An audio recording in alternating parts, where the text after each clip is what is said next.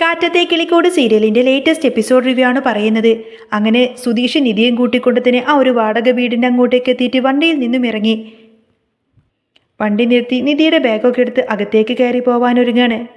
വണ്ടിയിൽ നിന്നും ബാഗൊക്കെ എടുത്തുകൊണ്ട് തന്നെ നിധി നേരെ അകത്തേക്ക് കയറി പോവാനൊരുങ്ങാണ്. അന്നേരം സുധീഷ് നിധിയോട് ചോദിക്കുന്നുണ്ട്, ഞാനും കൂടെ വരണോ എന്ന്. ഏയ് വേണ്ട, ഞാൻ തനിച്ചു പോയിക്കോളാം എന്നൊക്കെ പറഞ്ഞ് നിധി നേരെ ബാഗും എടുത്ത് അവിടെ നിന്നും നടന്നു. സുധീഷ് അവിടെ തന്നെ കാത്തു നിൽക്കുന്നുണ്ടായിരുന്നു. നിധി ഇപ്പൊ തന്നെ തിരികെ വരുമെന്ന് സുധീഷിന് കൃത്യമായിട്ട് അറിയാമായിരുന്നു. അവൾ അങ്ങനെ വീടിനകത്തേക്ക് കയറി ചെന്ന ഉടനെ തന്നെ വീടിന്റെ ഓണർ അങ്ങോട്ടേക്ക് വരും. നിധി അയാളോട് പറഞ്ഞു, അതെ, ഞാൻ ഇന്നു മുതൽ ഇവിടെ താമസിക്കാൻ വേണ്ടി വന്നതാണ്. അപ്പൊ തന്നെ അയാൾ മുഖത്തടിച്ചതുപോലെ അങ്ങ് പറയാണ്, നിങ്ങൾക്കിവിടെ റൂമൊന്നും തരാൻ പറ്റില്ല. റൂം തരാൻ പറ്റില്ലെന്നോ? ഈ വീട് വാടകയ്ക്ക് തരാൻ ഒക്കത്തില്ലെന്ന് അയാൾ പറഞ്ഞു. അത് കേട്ടതോടുകൂടി തന്നെ നിധി ആകെ ഷോക്കായി പോയി. അതെന്താ നിങ്ങൾ ഈ പറയുന്നത് സർ? ഇന്നലെ ഇങ്ങനെയൊന്നുമല്ലല്ലോ സർ എന്നോട് പറഞ്ഞിരുന്നത്. ടോക്കൺ അഡ്വാൻസും കാര്യങ്ങളൊക്കെ ഞാൻ തന്നതല്ലേ? അവൾ തിരിച്ചു ചോദിച്ചു. അപ്പോഴേക്കും അയാൾ പൈസ അങ്ങ് കയ്യിലേക്ക് കൊടുത്തുകൊണ്ട് തന്നെ പറയുന്നുണ്ട്, ദാ പിടിച്ചോ, നിങ്ങൾ തന്നിരിക്കുന്ന ടോക്കൺ അഡ്വാൻസ്. നിങ്ങൾക്ക് ഏതായാലും ഈ വീട് തരാൻ പറ്റില്ല എന്ന് തന്നെ ആ ഓണർ അങ്ങ് കടുപ്പിച്ചു പറഞ്ഞു. സാറേ, അങ്ങനെ തരില്ല എങ്കിൽ ഇത് ഇന്നലെ തന്നെ പറയണമായിരുന്നു. എല്ലാ കാര്യങ്ങളും ഓക്കെ ആക്കിയിട്ട് പറഞ്ഞിട്ട് ഇപ്പൊ പെട്ടെന്ന് എന്താ ഇങ്ങനൊരു തീരുമാനമെന്ന് അവൾ സങ്കടത്തോട് ചോദിക്കുന്ന സമയത്ത് തന്നെ അയാൾ പറയുന്നത്, താൻ ഭാര്യയുമായിട്ട് സംസാരിച്ചു എന്നും ഒറ്റക്കൊരു പെൺകുട്ടി ഇവിടെ വന്ന് താമസിക്കുന്നത് അതത്ര ശരിയല്ല എന്ന് ഭാര്യ പറഞ്ഞു എന്നാണ് അയാൾ മറുപടി പറയുന്നത്. ബാച്ചിലേഴ്സ് ആണെങ്കിലും കുഴപ്പമില്ലായിരുന്നു, പക്ഷേ കല്യാണം കഴിഞ്ഞിട്ട് ഇങ്ങനെ വന്നു നിൽക്കുന്നത് അത്ര പന്തിയാവില്ല. അതുകൊണ്ട് റൂം തരാൻ പറ്റില്ല എന്ന് തന്നെ അയാൾ തറപ്പിച്ചു പറഞ്ഞു. സാറേ, ഇത് വല്ല ചതിയാണ് ചെയ്തത്. ഞാൻ എല്ലാ കാര്യങ്ങളും സാറിനോട് തുറന്നു പറഞ്ഞതല്ലേ, എന്നിട്ടാണോ ഇപ്പോൾ എന്നോട് ഇങ്ങനെയൊക്കെ ചതി ചെയ്യുന്നത് എന്ന് നിധി സങ്കടപ്പെട്ട് ചോദിക്കാണ്. പക്ഷേ അയാൾ ഏതായാലും വിട്ടുകൊടുത്തില്ല. കുട്ടി ഇനി ഇവിടെ നിന്ന് കൂടുതൽ സംസാരിക്കേണ്ട, ഇവിടെ നിന്ന് കൂടുതൽ വിഷമിക്കേണ്ട കാര്യമൊന്നുമില്ല. എത്രയും പെട്ടെന്ന് തന്നെ ഇവിടെ നിന്നും പോവാൻ നോക്ക്. വെറുതെ ഇവിടെ വന്ന് പ്രശ്നമുണ്ടാക്കാൻ നോക്കരുത് എന്നൊക്കെ പറഞ്ഞുകൊണ്ട് തന്നെ അയാൾ ദേഷ്യപ്പെടുകയാണ്. നിനക്ക് തരാൻ ഇവിടെ വീടില്ല എന്ന് അയാൾ കർക്കശമായി പറഞ്ഞു. അതോടുകൂടെ തന്നെ നിധി ആകെ തകർന്നു പോയി. സാറേ, എന്നോട് ഈ ചതി വേണ്ടായിരുന്നു എന്നൊക്കെ പറഞ്ഞുകൊണ്ട് തന്നെ അവൾ അവസാനമായി വീണ്ടും കെഞ്ചിക്കൊണ്ട് ചോദിച്ചു, ഞാൻ പറഞ്ഞല്ലോ മോളെ, താൻ ഇവിടെ നിന്ന് കൂടുതൽ സമയം കളണ്ട, താൻ ഇവിടെ നിന്ന് പോവാൻ നോക്കുകയെന്ന് അയാൾ പറഞ്ഞതോടുകൂടെ തന്നെ നിധി ആകെ വിഷമത്തോടു കൂടെ തന്നെ അവിടെ നിന്നും ബാഗും എടുത്ത് അവിടെ നിന്നും ഇറങ്ങിപ്പോരുകയാണ്. നിധി തിരികെ ഇറങ്ങി വരുന്നതും കണ്ടുകൊണ്ട് തന്നെ സുധീഷ് അവിടെ തന്നെ കാത്തു നിൽക്കുന്നുണ്ടായിരുന്നു. വരുന്നുണ്ട്, താൻ പ്ലാൻ ചെയ്തതുപോലെ തന്നെ കാര്യങ്ങളൊക്കെ കൃത്യമായി നടന്നു എന്നൊരു ഭാവമായിരുന്നു സുധീഷിന്റെ മനസ്സിൽ. സത്യത്തിൽ സുധീഷ് തന്നെയാണ് പോയിട്ട് വീടൊക്കെ വേണ്ട എന്ന് ഒപ്പിച്ചു വെച്ചത്. നിധി ടോക്കൺ അഡ്വാൻസ് ഒക്കെ കൊടുത്തിട്ട് വീടെല്ലാം സെറ്റാക്കിയതോട് കൂടത്തിന് ആ ഒരു വീട്ടുകാരനെ പോയി കണ്ടിട്ട് സുധീഷ് അയാളെ ഭീഷണിപ്പെടുത്തിയിട്ടുണ്ടാവും. താൻ എങ്ങാനും എൻ്റെ ഭാര്യയ്ക്ക് വീട് കൊടുത്താൽ പിന്നെ തൻ്റെ അന്ത്യമായിരിക്കും. ഞാനാരാണെന്ന് നിനക്കറിയാലോ, ഞാൻ ഭാസ്കരൻ്റെ മകനാ. അതുകൊണ്ട് നീ എങ്ങാനും എൻ്റെ ഭാര്യയ്ക്ക് റൂം കൊടുത്താൽ പിന്നെ നിന്നെ ഞാൻ വച്ചേക്കില്ല എന്ന രീതിയിലൊക്കെ സുധീഷ് അയാളെ നല്ല രീതിയിൽ തന്നെ പറഞ്ഞ് ഭീഷണിപ്പെടുത്തിയിട്ടുണ്ടാവും. നീ എങ്ങാനും അവൾക്ക് റൂം കൊടുത്താൽ പിന്നെ ഇത് പോലീസ് കേസാവും. നിന്റെ വീടും എല്ലാം പെട്ടിയും എല്ലാം എടുത്ത് നീ ഇവിടെ നിന്ന് പോവേണ്ടി വരുമെന്നൊക്കെ പറഞ്ഞുകൊണ്ട് തന്നെ സുധീഷ് അയാളെ ഭീഷണിപ്പെടുത്തിയിട്ടുണ്ടാവും. അതുകൊണ്ടായിരിക്കട്ടോ പേടിച്ച് വിറച്ച് കൊടുത്തിന് അയാൾ ആ നിധിക്ക് അവർ റൂമൊന്നും കൊടുക്കാത്തത്. പക്ഷേ പാവം നിധിക്ക് ഈ കാര്യങ്ങളൊന്നും തന്നെ ഒട്ടും അറിയില്ലായിരുന്നു. അവൾ അടുത്തേക്ക് വന്നതോടുകൂടത്തിന് ഒന്നും അറിയാതെ പാവത്താൻ മട്ടുപോലെ തന്നെ സുധീഷ് ചോദിക്കുന്നുണ്ട്, എന്താ നിധി, എന്താ എന്തെങ്കിലും കാറിനകത്ത് നിന്ന് മറന്നു വെച്ചോ? നീ എന്താ തിരികെ വന്നത്? വല്ലതും എടുക്കാൻ മറന്നുപോയോ എന്നൊക്കെ ചോദിക്കും. ആകപ്പാടെ ഒരു മാതിരി ഒന്നും അറിയാത്തവൻ്റെ ഒരു വർത്താനായിരിക്കട്ടെ സുധീഷിനെ. അന്നേരം നിധി പറയുന്നുണ്ട്, ഏയ് അതൊന്നുമല്ല. പിന്നെന്താ കാര്യമെന്ന് വെച്ചാൽ എന്താന്ന് പറയുന്നത് സുധീഷ് നിർബന്ധിക്കാണ്. എന്നോട് യാത്രയൊക്കെ പറഞ്ഞ് അത്രയും വലിയ ബിൽഡപ്പൊക്കെ ഇട്ട് പോയതല്ലേ, എന്നിട്ടിപ്പോൾ നീ എന്തിനാ തിരികെ വന്നത്? അതെന്തിനാണെന്ന് എനിക്കൊന്നും അറിയണമല്ലോ എന്ന് സുധീഷ് ചോദിക്കുന്ന സമയത്ത് തന്നെ അയാൾ അപ്പം തന്നെ കാലുവാരി എന്ന് പറയാണ് നിധി. സങ്കടത്തോടു കൂടി തന്നെ നിധിയുടെ വാക്ക് കേട്ട്, എന്ത് കാലുവാരിയെന്നോ? അതെന്തു പറ്റിയെന്ന് സുധീഷ് നല്ല അമ്പരപ്പ് അഭിനയിച്ചു കൊണ്ട് തന്നെ ചോദിച്ചു. അയാൾ ഇപ്പം പറയുന്നത് വീട് തരില്ല എന്നാണെന്ന് നിധി സങ്കടത്തോടെ പറയാണ്. എന്ത്, വീട് തരാൻ പറ്റില്ലെന്നോ? അതെന്താ അങ്ങനെ ഒരു വർത്താനമൊക്കെ അയാൾ പറയുന്നത്? അയാൾ ടോക്കൺ അഡ്വാൻസ് ഒക്കെ വാങ്ങിച്ചു വെച്ചതല്ലേ നിധി എന്ന് ചോദിക്കാണ് സുധീഷ്. അന്നേരം നിധി പറയുന്നുണ്ട്, അഡ്വാൻസ് ഒക്കെ വാങ്ങിച്ചതായിരുന്നു, പക്ഷേ ഇപ്പോൾ അയാൾക്ക് വീട് തരാൻ പറ്റില്ലത്രേ. ഇത് കേട്ടപ്പോൾ സുധീഷിന്റെ ഉള്ളിൽ ഒരു ചിരി വന്നുവെങ്കിലും അവൻ അതൊന്നും തന്നെ പുറത്തെ പ്രകടിപ്പിച്ചില്ല. ചിരി അടക്കി പിടിച്ചുകൊണ്ട് തന്നെ അവൻ പറഞ്ഞു, എന്നാലും എന്തൊക്കെയായിരുന്നു പുതിയ വീടെടുത്ത് അങ്ങോട്ടേക്ക് മാറുമെന്നൊക്കെ പറഞ്ഞിട്ട്. അത് കേട്ടപ്പോൾ നിധിക്ക് സുധീഷിന്റെ മേൽ ചെറിയൊരു സംശയം വീണു. എനിക്കിപ്പോൾ സുധീഷിന്റെ കാര്യത്തിൽ തന്നെ നല്ല സംശയമുണ്ട് എന്ന് പറയാണ് നിധി. എൻ്റെ കാര്യത്തിൽ എന്ത് സംശയമെന്ന് സുധീഷ് അത്ഭുതപ്പെട്ട് ചോദിക്കുന്ന സമയത്ത് തന്നെ നിധി പറയുന്നുണ്ട്, ഇത് സുധീഷ് തന്നെയാണോ പോയി ഉറപ്പിച്ചത് എന്ന് എനിക്ക് നല്ല സംശയമുണ്ട്. എനിക്കിവിടെ വീട് കൊടുക്കണ്ട എന്നോ മറ്റോ സുധീഷ് തന്നെ ഇയാളെ തന്നെ പോയിട്ട് അവനോട് പറഞ്ഞു എന്ന് ചോദിക്കാട്ടോ നിധി. അന്നേരം സുധീഷ് പറയുന്നുണ്ട്, അയ്യോ നിധി, അങ്ങനെയൊന്നും പറയരുത്. എനിക്ക് അയാളെ ആരാണെന്ന് പോലും അറിയില്ല. എന്നിട്ട് സുധീഷ് പയ്യെ അങ്ങ് കൈമലർത്തി. അതേസമയത്തിന് നിധി പറയുന്നുണ്ട്, എനിക്കൊരു സംശയം തോന്നാൻ കാരണം ഇന്നലെ ഈ കാര്യം ഞാൻ പറഞ്ഞപ്പോൾ മുതൽ സുധീഷ് ഭയങ്കര കൂളായിരുന്നു, ഭയങ്കരമായി ചിരിച്ച് സംസാരിക്കുമായിരുന്നു, പോയ ഒരു പ്രശ്നവുമില്ല എന്നൊക്കെ പറഞ്ഞുകൊണ്ടിരിക്കുമായിരുന്നു. അപ്പോൾ എനിക്ക് നല്ല സംശയമുണ്ട് സുധീഷ് തന്നെയാണോ ഇതിൻ്റെ പുറകിലെന്ന്. ഇത് കേട്ടപ്പോൾ സുധീഷ് പറഞ്ഞു, ഓഹോ, അപ്പോൾ എൻ്റെ മേലാണല്ലേ ഇപ്പോൾ സംശയം. എങ്കിലൊരു കാര്യം ചെയ്യാം, ആ സംശയം തീർത്തിട്ട് തന്നെ കാര്യം എന്ത് ചെയ്യാൻ പോവുക? നിധി ചോദിച്ചു. സുധീഷ് പറയുന്നത്, നമുക്ക് അങ്ങേരോട് പോയി ചോദിക്കാം ഇതിൻ്റെ പിന്നിൽ ഞാനാണോ എന്ന്. അതൊന്നും വേണ്ട, അതിൻ്റെ ഒന്നും ആവശ്യമില്ല എന്ന് നിധി പറഞ്ഞിട്ടും സുധീഷ് വിട്ടുകൊടുത്തില്ല. തൻ്റെ മനസ്സിൽ എന്നെക്കുറിച്ച് എന്തെങ്കിലും ഒരു കരട് ഉണ്ടെങ്കിൽ അതിപ്പോൾ തന്നെ തീർത്തിട്ട് വരാം, എന്നിട്ടേ ഞാൻ പോകുന്നുള്ളൂ എന്നൊക്കെ പറയാണ് സുധീഷ്. വേണ്ട സുധീഷ് എന്ന് കരഞ്ഞുകൊണ്ട് തന്നെ നിധി പറഞ്ഞിട്ടും അതൊന്നും പറ്റില്ല, നീ ഇങ്ങോട്ടേക്ക് വാ എന്നൊക്കെ പറഞ്ഞുകൊണ്ട് തന്നെ നിർബന്ധിച്ചുകൊണ്ട് തന്നെ നിധിയെയും കൂട്ടിക്കൊണ്ട് അങ്ങോട്ടേക്ക് ചെല്ലാണ് സുധീഷ്. ഇനി ഞാൻ പറഞ്ഞിട്ടാണോ അയാൾ നിധിക്ക് വീട് തരാത്തത്, എനിക്കിപ്പോൾ തന്നെ അറിയണമല്ലോ എന്ന് പറഞ്ഞ് അവൻ നേരെ അങ്ങോട്ടേക്ക് എത്തി. സുധീഷ് ചോദിക്കുന്നുണ്ട് അയാളോട്, അല്ല സാറേ, ഇതെന്ത് പരിപാടിയാണ് നിങ്ങൾ ഈ കാണിക്കുന്നത്? ഇന്നലെ വീട് കൊടുക്കാമെന്ന് പറഞ്ഞിട്ട് ഇപ്പോൾ കൊടുക്കില്ലെന്ന് പറയുന്നത് എന്താ സാറേ ഇതിൻ്റെ കാര്യം എന്നൊക്കെ ചോദിക്കും. അന്നേരം അയാൾ ഒരു അന്താളിപ്പോട് കൂടത്തിന് സുധീഷിനെ എങ്ങനെ നോക്കി നിൽക്കുകയാണ്. അയാൾ ചിന്തിക്കുന്നത്, ഇന്നലെ ഇവൻ തന്നെ വന്നു പറഞ്ഞു വീട് കൊടുക്കരുത് എന്ന്, വീട് കൊടുത്താൽ തൻ്റെ തല വെട്ടുമെന്നൊക്കെ പറഞ്ഞ് ഭീഷണിപ്പെടുത്തിയതായിരുന്നു. എന്നിട്ടിപ്പോൾ വന്നിട്ട് ഇങ്ങനെ പറയുന്നോ, ഇവനിത് എന്തൊക്കെയാണ് ഈ പറയുന്നത് എന്നൊക്കെ ചിന്തിക്കാൻ അയാൾ. സുധീഷ് അയാൾക്ക് പയ്യെ അങ്ങ് കണ്ണിറക്കി കാണിച്ചുകൊണ്ട് ചോദിക്കുന്നുണ്ട്, പറ സാറേ, കാര്യം എന്താന്ന് പറ. അപ്പോഴേക്കും അയാൾ സിറ്റുവേഷൻ ഏറ്റുപിടിച്ചുകൊണ്ട് പറഞ്ഞു, ഇന്ന് ഏതായാലും എനിക്ക് ഈ വീട് കൊടുക്കാനൊന്നും പറ്റില്ല, ബാച്ചിലേഴ്സ് ആണെങ്കിൽ കുഴപ്പമില്ലായിരുന്നു, പക്ഷേ കല്യാണം കഴിഞ്ഞിട്ട് ഇങ്ങനെ ഒറ്റയ്ക്ക് വന്ന് താമസിക്കുന്ന ആൾക്കൊന്നും ഇവിടെ നിൽക്കുന്നത് ശരിയല്ല, അതുകൊണ്ട് വീട് കൊടുക്കാൻ പറ്റില്ല എന്ന് തന്നെ അയാൾ അങ്ങ് തീർത്തും പറഞ്ഞു. സാറേ, ടോക്കൺ അഡ്വാൻസ് വാങ്ങിയതല്ലേ എന്ന് സുധീഷ് ചോദിച്ചപ്പോൾ അയാൾ പറയുന്നുണ്ട്, എന്തൊക്കെയാണെങ്കിലും ശരി, ഒരു സ്ത്രീ ഇങ്ങനെ ഒറ്റക്ക് താമസിക്കുന്നതൊന്നും ഇവിടെ പറ്റില്ല. അന്നേരം സുധീഷ് നിധിയോട് പറഞ്ഞു, കേട്ടില്ലേ നിധി, അവർക്കിവിടെ ഒട്ടും താല്പര്യമില്ലെന്ന്, എന്നാൽ ശരി നമുക്ക് പോവാമെന്ന് പറയും.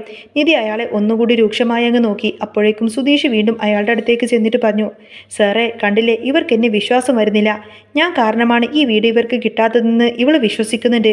സാറ് സത്യം പറ, ഞാൻ എന്തെങ്കിലും ഒന്ന് പറഞ്ഞിട്ടാണോ സാർ ഇവർക്ക് വീട് കൊടുത്തതെന്ന് ചോദിക്കും. നിങ്ങളാരാ, എനിക്ക് നിങ്ങളെ അറിയത്ത് പോലുമില്ല, കണ്ടിട്ട് പോലുമില്ലല്ലോ എന്ന് അയാൾ അങ്ങ് തട്ടിവിട്ടു. അത് കേട്ടപ്പോൾ സുധീഷിന് ഭയങ്കര സമാധാനമായി. അപ്പോഴേക്കും അയാൾ നിധിയോട് ചോദിക്കുന്നുണ്ട്, അല്ല ഇതാരാണെന്ന് ചോദിക്കും. സുധീഷിനെ നോക്കിക്കൊണ്ട് ഇതാരാണെന്ന് ചോദിക്കുന്ന സമയത്തിന് നിധി പറഞ്ഞു, അതൊന്നുമില്ല സർ, വാ സുധീഷെ നമുക്ക് പോവാമെന്ന് പറഞ്ഞ് സുധീഷിനെ വിളിച്ചുകൊണ്ട് അവിടെ നിന്നങ്ങ് പോവാട്ടോ നിധി. സുധീഷിൻ്റെ ഉള്ളിലാണെങ്കിൽ താൻ വിചാരിച്ചതുപോലെ തന്നെ, താൻ പ്ലാൻ ചെയ്തതുപോലെ തന്നെ കാര്യങ്ങളൊക്കെ നടന്നല്ലോ എന്നൊക്കെ ചിന്തിച്ചുകൊണ്ട് തന്നെ ഭയങ്കര സന്തോഷത്തിലായിരിക്കും. അങ്ങനെ അങ്ങോട്ടേക്ക് മാറി നിന്നപ്പോൾ സുധീഷ് പറയുന്നുണ്ട്, ഇപ്പം മനസ്സിലായില്ലേ, എനിക്ക് അയാളുമായിട്ട് യാതൊരുവിധ ബന്ധവുമില്ല എന്ന്.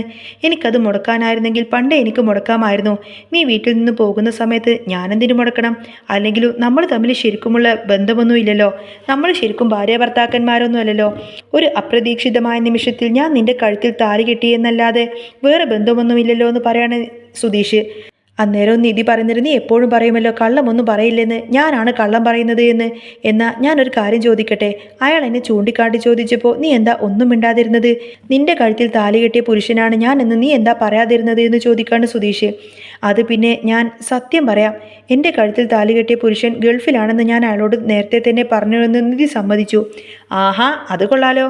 അപ്പോൾ ഞാൻ എപ്പോഴാണ് ഗൾഫിൽ പോയത് എന്ന് സുധീഷ് കളിയാക്കി ചോദിക്കുന്ന സമയത്തിന്, അത് പിന്നെ സുധീഷെ, എനിക്ക് വേറൊരു നിവൃത്തിയില്ലായിരുന്നു. വീടെടുക്കാൻ വന്നപ്പോൾ കഴുത്തിൽ ഈ ഒരു താലി അയാൾ കണ്ടു. അപ്പോൾ അയാൾ ചോദിച്ചു, കല്യാണം കഴിഞ്ഞതാണോ എന്ന്. അന്നേരം എനിക്കൊരു കല്യാണം പറയേണ്ടി വന്നു, എൻ്റെ ഭർത്താവ് ഗൾഫിലാണെന്ന്, അല്ലെങ്കിൽ ഇവിടെയാണെന്ന് അറിഞ്ഞിട്ടുണ്ടെങ്കിൽ അയാൾ ചോദിക്കില്ലേ, എന്താ ഇത്രയും അടുത്ത് വീടൊക്കെ വാടകയ്ക്ക് എടുക്കുന്നത് എന്നൊക്കെ. വീട് കിട്ടിയില്ല എന്ന് കരുതിയിട്ടാണ് ഞാൻ അങ്ങനെ കള്ളം പറഞ്ഞത് എന്ന് പറയാണ് നിധി. അന്നേരം സുധീഷ് പറയുന്നുണ്ട്, ഇതാ ഞാൻ പറഞ്ഞത്, എല്ലാവരും ഇങ്ങനെയൊക്കെ തന്നെയാണ്, ഒരവസരം വരുമ്പോൾ പിടിച്ചു നിൽക്കാൻ വേണ്ടിയിട്ട് എല്ലാവരും കള്ളം പറയും, അല്ലാതെ ആ സമയത്ത് ആരും വലിയ സത്യവാനും സാവത്രിയൊന്നും ആവില്ല എന്നും പറഞ്ഞ്, വാ ശരി വാ നമുക്ക് പോവാം എന്നൊക്കെ പറഞ്ഞ് സുധീഷ് അവളെ വിളിച്ചു. നിധി പറയുന്നുണ്ട്, എങ്ങോട്ടേക്ക്? ഞാൻ ഇനി വീട്ടിലേക്കില്ല. ഇല്ലാന്നോ? പിന്നെ എങ്ങോട്ടേക്ക് പോവാനാണ്? സുധീഷ് ചോദിച്ചപ്പോൾ, ഞാൻ ഇനി എങ്ങോട്ടെങ്കിലും പോയിക്കോളാം, എവിടെയെങ്കിലും കഴിഞ്ഞോളാം, പക്ഷേ ആ വീട്ടിലേക്ക് ഞാൻ ഇല്ല എന്ന് നിധി ഉറപ്പിച്ചു പറഞ്ഞു. അത് കേട്ടപ്പോൾ സുധീഷ് ഒന്ന് ഞെട്ടുന്നുണ്ട്. സുധീഷ് പറയുന്നുണ്ട്, അത് പറഞ്ഞാൽ എങ്ങനെയാണ് നിധി ശരിയാവുന്നത്? നീ അങ്ങോട്ടേക്ക് വന്നേ പറ്റൂ. എവിടെയെങ്കിലും പോയിട്ട് വാടകയ്ക്ക് താമസിക്കുന്നതിനേക്കാൾ എന്തുകൊണ്ട് നല്ലത് ആ വീട്ടിൽ നീ നിൽക്കുന്നതാണ്. അവിടെ നിനക്ക് വാടക കൊടുക്കണ്ട, നിന്റെ കാര്യങ്ങളൊക്കെ നടക്കുകയും ചെയ്യും. പിന്നെ നീ എന്തിനാ ഇങ്ങനെ വാശി പിടിക്കുന്നത്? നീ എന്തിനാ പിന്നെ വേറെ എവിടെയെങ്കിലുമൊക്കെ പോയി കിടക്കുന്നത്? അത് കേട്ട് നിധി പറഞ്ഞു, ഞാൻ വരുന്നില്ല സുധീഷ്, എനിക്ക് പറ്റില്ല. സുധീഷ് പറഞ്ഞു, വരുന്നുണ്ട്, ഇനി ഞാൻ കൂടുതൽ വിളിക്കാനൊന്നും വരുന്നില്ല. നിനക്കിഷ്ടമുണ്ടെങ്കിൽ മാത്രം നീ വന്നാൽ മതി. പിന്നെ ഒരു കാര്യം ഞാനങ്ങ് പറഞ്ഞേക്കാം, നീ അങ്ങോട്ടേക്ക് വരികയാണെങ്കിൽ അധികം വൈകാതെ തന്നെ ഞാൻ നല്ലൊരു വീട് സംഘടിപ്പിച്ചു തരാം. അവൻ്റെ ആ ഒരു വാഗ്ദാനം കേട്ട് നിധിയുടെ ഉള്ളിൽ ചെറിയൊരു പ്രതീക്ഷ വന്നു. എന്നാൽ അത് കേട്ട ഉടനെ തന്നെ നിധി രൂക്ഷമായിട്ട് സുധീഷിനെ ഒന്ന് നോക്കി. സുധീഷ് പറയുന്നുണ്ട്, അതെ, ഞാൻ തമാശ പറഞ്ഞതൊന്നുമല്ല, ഞാൻ കള്ളം പറഞ്ഞതൊന്നുമല്ല കേട്ടോ. ഒടുവിൽ സുധീഷിന്റെ വാക്കും വിശ്വസിച്ചുകൊണ്ട് തന്നെ നിധി നേരെ കാറിലേക്ക് കയറി അവർ അവിടെ നിന്ന് നേരെ വീട്ടിലേക്ക് പോവാണ്. കുറച്ച് കഴിഞ്ഞപ്പോൾ നികേഷും ഹരീഷും കൂടി വീട്ടിലേക്ക് വരുന്നുണ്ട്. വീട്ടിലെത്തിയപ്പോൾ സുഭാഷ് ആണെങ്കിൽ അവിടെ സങ്കടപ്പെട്ടിരിക്കുന്നുണ്ടാവും. സുഭാഷിന്റെ അടുത്തേക്ക് ഓടി വന്നുകൊണ്ട് തന്നെ നികേഷ് ചോദിക്കുന്നുണ്ട്, ഏട്ടാ എവിടെയാണ് ഏട്ടത്തിയമ്മ? ഏട്ടത്തിയമ്മ എവിടെ? എന്താടാ നീ ഇങ്ങനെ ചോദിക്കുന്നത് എന്ന് സുഭാഷ് ചോദിച്ചപ്പോൾ ഏട്ടത്തിയമ്മ എവിടെയെന്ന് തന്നെ അവൻ വീണ്ടും ഉറച്ചു ചോദിച്ചു. അവിടെയൊക്കെ നോക്കി, നിധിയെ അവിടെ എങ്ങും തന്നെ കണ്ടില്ല. സത്യം പറ സുഭാഷ് ഏട്ടാ, ഏട്ടത്തിയമ്മ എവിടെയെന്ന് അവൻ വീണ്ടും ചോദിച്ചു.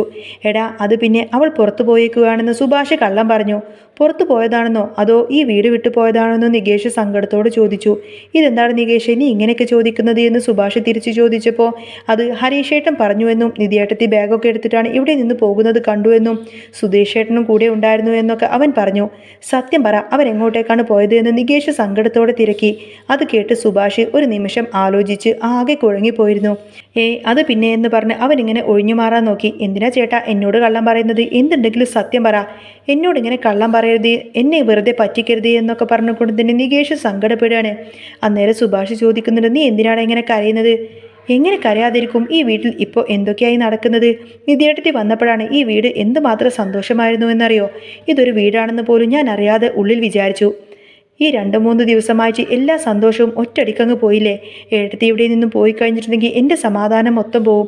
ഞാൻ പിന്നെ കോളേജ് വിട്ടു വരുമ്പോൾ ഏട്ടത്തി ഇവിടെ ഉണ്ടല്ലോ എന്ന സന്തോഷം മാത്രമേ എനിക്കുണ്ടായിരുന്നുള്ളൂ. പക്ഷേ ഏട്ടത്തിയും കൂടെ പോയി കഴിഞ്ഞാൽ ഞാൻ ആകെ ഒറ്റപ്പെട്ടു പോകുമെന്നൊക്കെ പറഞ്ഞ് നികേഷ് സങ്കടപ്പെടുകയാണ്. എനിക്ക് ചിന്തിക്കാൻ പോലും പറ്റുന്നില്ല ഏട്ടാ. അതുകൊണ്ടാണ് ഞാൻ ചോദിക്കുന്നത്, ഏട്ടത്തി എവിടെ പോയതാണ് എന്നൊക്കെ ചോദിക്കും. ഇനി ഏട്ടത്തി ഇവിടെ നിന്ന് കൊണ്ടുവിടാൻ വേണ്ടിയിട്ടാണ് സുധീഷേട്ടൻ പോയത് എന്നൊക്കെ ചോദിക്കാട്ടോ നികേഷ്. അതും കൂടി കേട്ടപ്പോൾ സുഭാഷിന് ഭയങ്കര അങ്ങ് സങ്കടം വരും. അവൻ പറയുന്നുണ്ട്, എടാ നികേഷേ, ഞാൻ പറയുന്നത് നീ ഒന്ന് കേൾക്ക്. എനിക്കൊന്നും കേൾക്കണ്ട, ഏട്ടത്തി എവിടെയെന്ന് മാത്രം എനിക്ക് അറിഞ്ഞാൽ മതിയെന്ന് നികേഷ് പറയും. അപ്പോൾ ഹരീഷ് ചോദിക്കുന്നുണ്ട്, എന്താ ഏട്ടാ ഇതിൻ്റെയൊക്കെ അർത്ഥം? ഏട്ടത്തി അങ്ങ് പോയതാണോ എന്നൊക്കെ ചോദിക്കും. സുഭാഷ് പറഞ്ഞിട്ടുണ്ട്, ഇനിയൊന്നും മറച്ചു വെച്ചിട്ട് കാര്യമില്ല, സത്യം എന്താണെന്ന് വെച്ചിട്ടുണ്ടെങ്കിൽ എന്ന് പറഞ്ഞിങ്ങനെ അവരോട് സത്യം തുറന്നു പറയാൻ തുടങ്ങുമ്പോഴായിരിക്കട്ടോ പെട്ടെന്ന് ഒരു കാറിൻ്റെ ഹോണടി കേൾക്കുന്നത്. എല്ലാവരും നോക്കിയപ്പോൾ ദാ വരുന്നു നിധിയും സുധീഷും. അവർ വണ്ടി നിർത്തി ഇറങ്ങി വരുന്നത് കണ്ടപ്പോൾ തന്നെ നികേഷിന് വല്ലാതെ സന്തോഷമായി. അവൻ ഓടിച്ചെന്ന് നിധിയുടെ കയ്യിൽ പിടിച്ചുകൊണ്ട് ചോദിച്ചു, അല്ല ഇതെവിടെ പോയതായിരുന്നു ഏട്ടത്തി? ഇവിടെ ഏട്ടത്തി കാണാതായപ്പോൾ ഞാൻ ആകെ ടെൻഷനായിരുന്നു. എവിടെ പോയതായിരുന്നു രണ്ടുപേരും? വീട് വിട്ടു പോയതാണോ എന്നവൻ ചോദിച്ചു. അത് കേട്ടപ്പോൾ നിധിക്ക് എന്തു മറുപടി പറയണമെന്നും പോലും അറിയില്ലായിരുന്നു. അപ്പോഴേക്കും സുധീഷ് ഇടയിൽ കയറി പറഞ്ഞു, എടാ നിന്നോട് ആരാ ഇതൊക്കെ പറഞ്ഞത്? വീട് വിട്ടു പോയതൊന്നുമല്ല, ഞങ്ങളൊരു ഹണിമൂൺ യാത്ര പോയതാ. ഹണിമൂണോ എന്ന് നികേഷ് അത്ഭുതത്തോടെ ചോദിച്ചപ്പോൾ അതെ, ഹണിമൂൺ ട്രിപ്പ് പോയതാണ്. പക്ഷേ പകുതി വഴി എത്തിയപ്പോൾ ഭയങ്കര വെയിൽ. അപ്പോൾ പിന്നെ ഓർത്തു പോകണ്ട എന്ന്. പിന്നെ പോവാമെന്ന് കരുതി ഞങ്ങൾ ഇങ്ങോട്ടേക്ക് തിരിച്ചു വന്നതാണ് എന്നൊക്കെ പറഞ്ഞിട്ട് സുധീഷ് അങ്ങ് തട്ടിവിടായിരിക്കും. ഇതിനകത്തൊക്കെ എൻ്റെയും നിധിയുടെയും ഡ്രസ്സുകളാണെന്നും പറഞ്ഞ് കയ്യിലിരിക്കുന്ന ബാഗും കാണിച്ച് പെട്ടെന്ന് തന്നെ വായിൽ വന്ന കള്ളം അവൻ അങ്ങ് തട്ടിവിട്ടു. ഇതെല്ലാം കേട്ടപ്പോൾ നികേഷിന് ആകപ്പാടെ സമാധാനമായി. ഏട്ടത്തിക്ക് വേണ്ടിയിട്ട് ഞാൻ ഐസ്ക്രീം വാങ്ങിച്ചു വന്നപ്പോൾ ഏട്ടത്തി ഇവിടെ കണ്ടില്ല. അതോടുകൂടി തന്നെ ഞാൻ ആകെ സങ്കടത്തിലായി. അങ്ങനെ സുഭാഷ് ഏട്ടനോട് ഏട്ടത്തി എവിടെയെന്ന് ഞാൻ ചോദിച്ചു നിൽക്കുമായിരുന്നു. ആ സമയത്താണ് ഏട്ടത്തി വന്നത്. ഏട്ടത്തില്ലാത്ത ഈ ഒരു വീടിനെ പറ്റിയിട്ട് എനിക്ക് ചിന്തിക്കാൻ പോലും കഴിയില്ല എന്നൊക്കെ പറയട്ടെ നികേഷിൻ്റെ വാക്കെല്ലാം കേട്ടതോടുകൂടി തന്നെ നിധിക്ക് ഭയങ്കര സങ്കടമായിരിക്കും. അങ്ങനെ സുധീഷ് അടിച്ചുവിട്ട ആ ഒരു ഹണിമൂൺ കള്ളം കേട്ട് നികേഷിന്റെ മുഖത്തൊരു ചിരി വിരിഞ്ഞുവെങ്കിലും നിധിയുടെ ഉള്ളിൽ അപ്പോൾ ഒരു അഗ്നിപർവ്വതം പുകയുന്നുണ്ടായിരുന്നു. സുധീഷ് പറഞ്ഞത് കേട്ട് സുഭാഷും ഹരീഷും പരസ്പരം നോക്കി അന്തം വിട്ടു നിന്നു. നികേഷ് സന്തോഷത്തോടു കൂടെ തന്നെ ബാഗും വാങ്ങി അകത്തേക്ക് ഓടിയപ്പോൾ നിധി സുധീഷിനെ ഒന്ന് കത്തുന്ന കണ്ണുകളോടെ നോക്കി. ആ നോട്ടത്തിൽ നീ എന്തിനാണ് ഈ പാവങ്ങളെ ഇങ്ങനെ കള്ളം പറഞ്ഞ് പറ്റിക്കുന്നത് എന്നൊരു ചോദ്യം വ്യക്തമായിരുന്നു.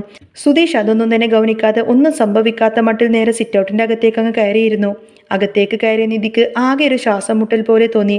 തൻ്റെ സ്വന്തം എന്ന് കരുതി ഇറങ്ങിത്തിരിച്ചവരുടെ വീട് നഷ്ടപ്പെട്ടു. ഇപ്പോൾ വീണ്ടും ഈ ചതിയുടെയും കള്ളത്തരങ്ങളുടെയും നടുവിലേക്ക് തന്നെ തിരിച്ചു വരേണ്ടി വന്നിരിക്കുന്നു എന്നവൾ മുറിയിൽ നിന്നും ആ ഒരു ബാഗ് കട്ടിലേക്ക് വെച്ചുകൊണ്ട് തന്നെ ആകെ സങ്കടപ്പെട്ടിരിക്കുകയാണ്. പിന്നാലെ സുധീഷ് അങ്ങോട്ടേക്ക് വന്നു. എന്താ നിധി, ഒരു താങ്ക്സ് പോലും പറയാതെ മുഖം വീർപ്പിച്ച് നിൽക്കുവാണോ എന്ന് ചോദിക്കും. ആ പാവം പയ്യൻ നിന്നെ കാണാതെ കരയുന്നത് കണ്ടില്ലേ? അവനെ സമാധാനിപ്പിക്കാൻ വേണ്ടിയിട്ടല്ലേ ഞാൻ അങ്ങനെ ഒരു നുണ പറഞ്ഞത് എന്ന് സുധീഷ് താഴ്ന്ന സ്വരത്തിൽ ചോദിച്ചു. നിധി തിരിഞ്ഞു നിന്ന് അവൻ്റെ നേരെ വിരൽ ചൂണ്ടിക്കൊണ്ട് പറഞ്ഞു, സുധീഷേ, ഇങ്ങനെയൊക്കെ നീ കള്ളം പറഞ്ഞ എല്ലാവരെയും വിശ്വസിക്കുന്നുണ്ടാവും. പക്ഷേ നിന്റെ ഉള്ളിലിരിപ്പ് എനിക്ക് നന്നായിട്ടറിയാം. ആ വീട് എനിക്ക് കിട്ടാതിരിക്കാൻ വേണ്ടിയിട്ട് നീ തന്നെയായിരിക്കും ആ ഓണറെ കണ്ടത്. എനിക്ക് അത് ഉറപ്പാണ്. നീ എന്നെ ആ വീട്ടിൽ ഒരു തടവുകാരിയെ പോലെ നിർത്താൻ വേണ്ടി നോക്കുമല്ലേ എന്നൊക്കെ ചോദിക്കാണ് നിധി. അന്നേരം സുധീഷ് ഒന്ന് ചിരിച്ചു. എന്നിട്ട് അവളുടെ അടുത്തേക്ക് നടന്നു. എന്നിട്ട് പറയുന്നുണ്ട്, തടവുകാരിയോ? നീ ഇവിടെ രാജകുമാരിയെ പോലെയല്ലേ നിധി കഴിയുന്നത്? നിനക്കിവിടെ ഞാൻ എന്ത് കുറവാ ഇവിടെ വരുത്തിയിട്ടുള്ളത്? പുറത്തുപോയി ഒറ്റയ്ക്ക് താമസിച്ച് കഷ്ടപ്പെടുന്നതിലും നല്ലതല്ലേ നിന്റെ സുരക്ഷ? നീ ഇവിടെ നല്ല രീതിയിൽ തന്നെയല്ലേ കഴിയുന്നത്? അത് കേട്ടപ്പോൾ നിധിക്ക് ദേഷ്യം സഹിക്കാനായില്ല. സുരക്ഷയോ? എൻ്റെ സമ്മതം പോലുമില്ലാതെ നിങ്ങൾ എൻ്റെ കഴുത്തിൽ താലി കെട്ടിയപ്പോഴേ എൻ്റെ എല്ലാ സ്വാതന്ത്ര്യവും തല്ലിക്കെടുത്തി. ഇപ്പോൾ ഒരു വീട് കിട്ടാൻ വേണ്ടി പോലും എനിക്ക് കള്ളം പറയേണ്ടി വന്നു. എന്തിനാ സുധീഷേ നീ എൻ്റെ ജീവിതം കൊണ്ട് ഇങ്ങനെ പന്താടുന്നത്? അവൾ കരഞ്ഞുകൊണ്ട് ചോദിച്ചു. ആ സമയത്താണ് വാതിലിൻ്റെ അപ്പുറത്തു നിന്ന് നികേഷിൻ്റെ ശബ്ദം കേട്ടത്. ഏട്ടത്തേമ്മേ, ചായ റെഡിയായിട്ടുണ്ട്, വേഗം വരണേ. നിധി വേഗം തന്നെ കണ്ണു തുറച്ചു. സുധീഷ് പതുക്കെ പറഞ്ഞു, ദാ ആ ചിരി നീ ഇല്ലാതാക്കരുത്. പുറത്ത് അവർക്ക് നമ്മൾ തമ്മിൽ സന്തോഷ ദമ്പതികളാണെന്നാണ് അറിയുന്നത്. അതങ്ങനെ തന്നെ ഇരിക്കട്ടെ. നിധി അപ്പോൾ ഒന്നും മിണ്ടാതെ നേരെ പുറത്തേക്ക് നടന്നു. അന്ന് വൈകുന്നേരം ചായ കുടിക്കാനിരുന്നപ്പോൾ സുഭാഷ് നിധിയെ ഒന്ന് ശ്രദ്ധിച്ചു. അവളുടെ മുഖത്തെ മ്ലാനത അയാൾക്ക് മനസ്സിലാവുന്നുണ്ടായിരുന്നു. നിധി, നിനക്ക് എന്തെങ്കിലും വിഷമമുണ്ടോ? സുധീഷ് എന്തെങ്കിലും നിന്നോട് പറഞ്ഞോ എന്ന് സുഭാഷ് ചോദിച്ചപ്പോൾ നിധി നിർബന്ധപൂർവ്വം തന്നെ ഒരു ചിരി വരുത്തി. ഏയ് ഇല്ല സുഭാഷ് ഏട്ടാ, ഞങ്ങൾ വിചാരിച്ചതുപോലെ കാര്യങ്ങളൊന്നും നടന്നില്ല. അതിൻ്റെ ഒരു സങ്കടം മാത്രമേ ഉള്ളൂ എന്ന് പറയും. അന്ന് രാത്രി സുധീഷ് ഉറങ്ങിക്കഴിഞ്ഞപ്പോൾ നിധി ജനലിലൂടെ പുറത്തേക്ക് നോക്കി നിന്നു. അവളുടെ മനസ്സിൽ ഉറച്ച തീരുമാനങ്ങളുണ്ടായിരുന്നു. സുധീഷ് എത്രയൊക്കെ തടഞ്ഞാലും ഈ കള്ളക്കളി അധികകാലം മുന്നോട്ട് കൊണ്ടുപോവാൻ അവൾക്ക് തയ്യാറല്ല. അവൾ നേരെ വെളുക്കുമ്പോൾ തന്നെ പുതിയൊരു വഴി കണ്ടെത്തണം. സുധീഷ് അറിയാതെ തന്നെ അവൾ തൻ്റെ ഫോണെടുത്ത് പഴയൊരു സുഹൃത്തിനെ വിളിക്കാൻ തീരുമാനിച്ചു. ഈ വീട്ടിലെ ഓരോ നിമിഷവും അവൾക്കൊരു ഭാരമായി മാറുകയായിരുന്നു. സുധീഷ് തന്നോട് ഈ കാണിക്കുന്നതെല്ലാം തന്നെ വെറും അഭിനയമാണോ, അതോ തന്നെ അയാൾ ചതിക്കാൻ നോക്കുവാണോ എന്ന് പോലും നിധി ചിന്തിച്ചു തുടങ്ങി. ഇതേ സമയത്ത് നികേഷ് ആണെങ്കിൽ ഭയങ്കര സന്തോഷത്തിലായിരിക്കും. നികേഷ് തൻ്റെ കൂട്ടുകാരോട് ഫോണിൽ വിളിച്ച് സംസാരിക്കുന്നുണ്ട്. എടാ, എൻ്റെ ഏട്ടത്തിയമ്മ തിരികെ വന്നു, എനിക്ക് വലിയ സമാധാനമായി. പക്ഷേ ഏട്ടനും ഏട്ടത്തിയമ്മയും തമ്മിൽ എന്തോ ഒരു പ്രശ്നമുണ്ടെന്നാണ് എനിക്ക് തോന്നുന്നത്. എന്താണാവോ?